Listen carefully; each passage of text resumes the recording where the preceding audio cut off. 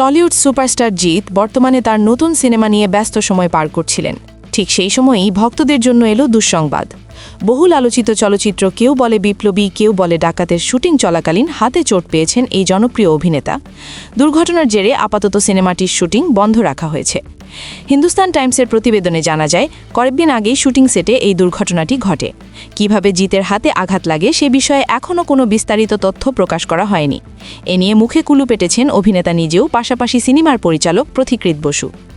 জানা গেছে, চলতি সপ্তাহ জুড়েই সিনেমাটির শুটিং চলার কথা ছিল, তবে জিতের চোটের কারণে শিডিউলে পরিবর্তন আনার কথা ভাবছেন নির্মাতারা।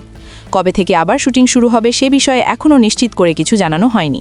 তবে সংশ্লিষ্ট সূত্রগুলো জানিয়েছে, জিতের চোট গুরুতর নয় এবং তিনি বর্তমানে চিকিৎসকের পর্যবেক্ষণে রয়েছেন। উল্লেখ্য, কেউ বলে বিপ্লবী, কেউ বলে ডাকাত সিনেমায় জিৎ অভিনয় করছেন ঐতিহাসিক চরিত্র অনন্ত সিংহের ভূমিকায়। চট্টগ্রাম অস্ত্রাগার লুণ্ঠনের অন্যতম নায়ক অনন্ত সিংহ একদিকে যেমন বিপ্লবী হিসাবে পরিচিত ছিলেন, অন্যদিকে বিতর্কের কারণে তাকে ডাকাত বলেও অভিহিত করা হতো। তার জীবন ও সংগ্রামকে কেন্দ্র করে নির্মিত হচ্ছে এই অ্যাকশন সমৃদ্ধ ঐতিহাসিক সিনেমা।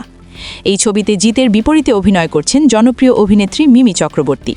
জানা গেছে, সিনেমাটিতে একটি বিশেষ গানে তার নাচও থাকবে, যা ইতিমধ্যেই দর্শকদের মধ্যে বাড়তি কৌতূহল তৈরি করেছে। নির্মাতাদের পরিকল্পনা অনুযায়ী আগামী বছরই সিনেমাটি মুক্তি পাওয়ার কথা থাকলেও এখনও নির্দিষ্ট তারিখ ঘোষণা করা হয়নি।